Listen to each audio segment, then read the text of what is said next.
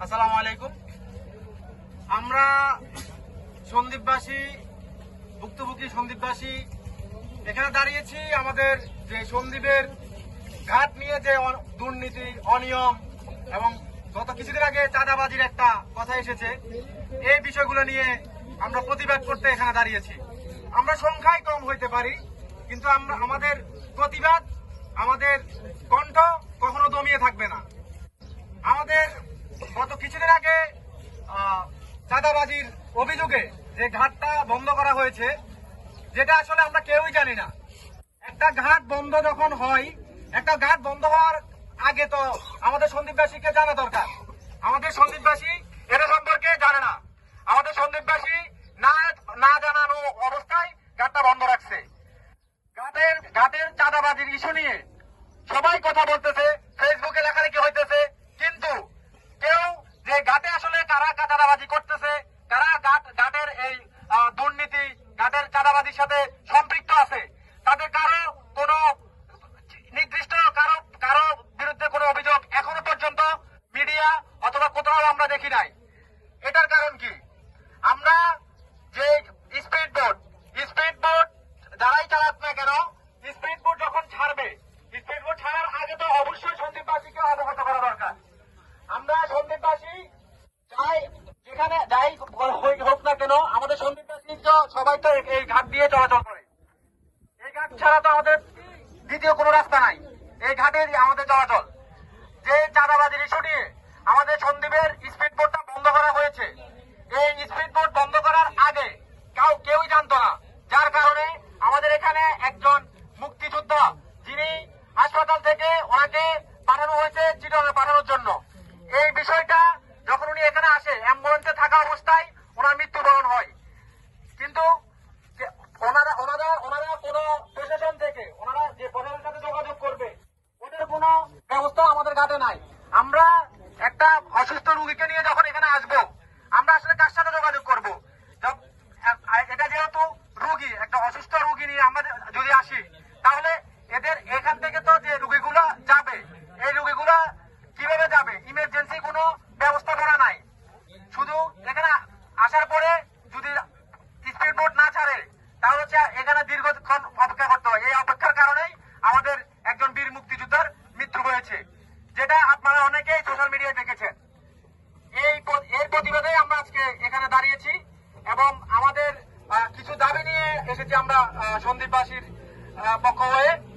যে দাবিগুলো হচ্ছে, প্রথমত আমাদের সন্দ্বীপের মধ্যে যে ঘাট ব্যবস্থাটা, এই ঘাট ব্যবস্থাটা ঠিক করার জন্য আমাদের স্পিড বোট যখন দুর্যোগ বা যে কোনো সমস্যার কারণে যদি স্পিড বোটটা আসলে বন্ধ করতে হয়, তাহলে অবশ্যই আগে সন্দ্বীপবাসীকে অবগত করতে হবে এবং এটার একটা প্রেস বিবৃতি হোক, সেটা যে কোনো কিছু থেকে হলেও সন্দ্বীপবাসীকে অবগত করতে হবে যে আগামীকাল বা এই সময় থেকে এই সময় পর্যন্ত স্পিড বোট বন্ধ থাকবে।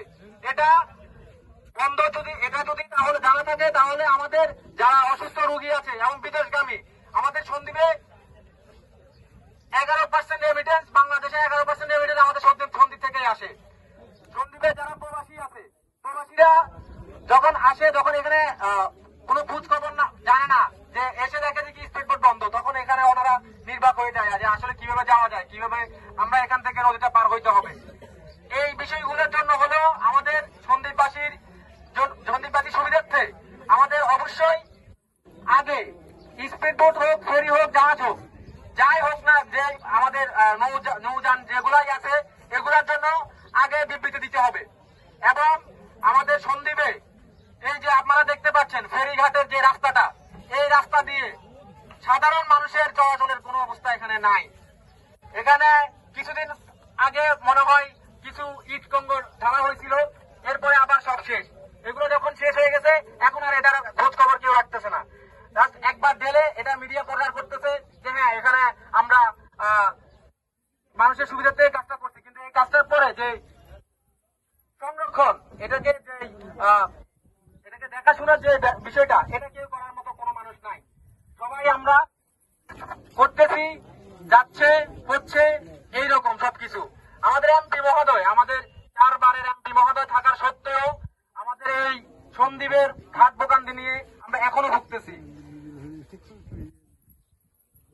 আমাদের যে সন্দ্বীপের রোড গুলা, আমাদের রাস্তার কোনো ঠিক ঠিকানা নাই, আমাদের যে স্পিড বোটের কোনো নিয়ম কানুন নাই, এবং আমাদের একটা সবচেয়ে বড় বিষয় হচ্ছে যে কি, স্পিড বোট থেকে স্পিড বোটের ভাড়া কিন্তু 260 টাকা হচ্ছে আমাদের সরকারি গ্যাজেট, কিন্তু সেখান থেকে কিছুদিন 260 টাকা, কিছুদিন 270 টাকা, এখন 300 টাকা একটা স্পিড বোটের ভাড়া। তো যে বাড়তি যে 30 টাকাগুলো নিচ্ছে, এই টাকাগুলো আসলে কোথায় যাচ্ছে? এই টাকাগুলা যদি এই 30 টাকা করে যদি ডেলি যদি 100টা যদি স্পিড বোটের টিকিট বিক্রি করা হয় 10,000 টাকা, এই 10,000 টাকাটা কিন্তু আমরা ঘাটের উন্নয়নমূলক কাজে ব্যবহার করতে পারি, কিন্তু এই টাকাগুলোর হিসাব কেউ কোথাও দিচ্ছে না। কোথায় যাচ্ছে, কি করতেছে, কার পকেটে যাচ্ছে কেউই জানতেছে না। এদের কারণ কি? আমরা সন্দ্বীপবাসী কি সবাই মানে এদের কাছে আসলে জিম্মি, মানে ঘাট কর্তৃপক্ষের কাছে এবং স্পিড বোট যারাই আছে দায়িত্বশীল, তাদের কাছে কি আমরা আসলে জিম্মি? মানে তারা যেভাবে আমাদেরকে চালাবে, সন্দ্বীপবাসীকে আমাদেরকে যেভাবে ওরা বলবে, আমরা কি ওভাবেই চলতে হবে? এটা কি আমাদের সন্দ্বীপের এমপি মহোদয়, এরপর হচ্ছে ইউনো মহোদয়, ওনাদের কি কোনো দায়িত্ব নাই? এটা কি সব কি পুরোপুরি দায়িত্বটা কি এই যে ঘাটের যে যারা ইজারাদার আছে এবং হচ্ছে ঘাটে যারা ব্যবস্থাপনায় আছে তাদের দায়িত্ব? এই জিনিসটা আপনারা একটু বলেন, কাদের দায়িত্ব? এই বিষয়গুলো তো অবশ্যই প্রশাসন, এমপি সবারই দায়িত্ব যে এই টাকাগুলো কোথায় যাচ্ছে এটার একটা বিবৃতি জনগণকে জানানো, কিন্তু এই জিনিসটা কেউ জানাচ্ছে না। যে প্রতিদিন এতগুলো মানুষের যাতায়াত হচ্ছে এবং 260 টাকার জায়গায় 300 টাকা ভাড়া নিচ্ছে, এই যে বাড়তি টাকাগুলো এটা কোথায় যাচ্ছে? এটার কোনো হিসাব এখনো পর্যন্ত আমরা কোথাও দেখতে পাই নাই। কিছুদিন এটা নিয়ে আন্দোলন হইলে 2-4 দিন ঠিক থাকে, এরপরে আবার সেই 300 টাকা, সে আবার ঘাটের কাছে জিম্মি, সে আবার ওই স্পিড বোর্ডের ঝামেলা। এটা আসলে কেন? এবং আমাদের যে সন্দ্বীপের গত কিছুদিন আগে যে চাঁদাবাদ ইস্যুটা, এটা নিয়ে যারাই ইজারাদার আছে তাদের ইজারাদের কোনো ভ্রুক্ষেপ নাই। ইজারাদাররা এখনো পর্যন্ত কোনো বিবৃতি দেয় নাই যে আসলে ওরা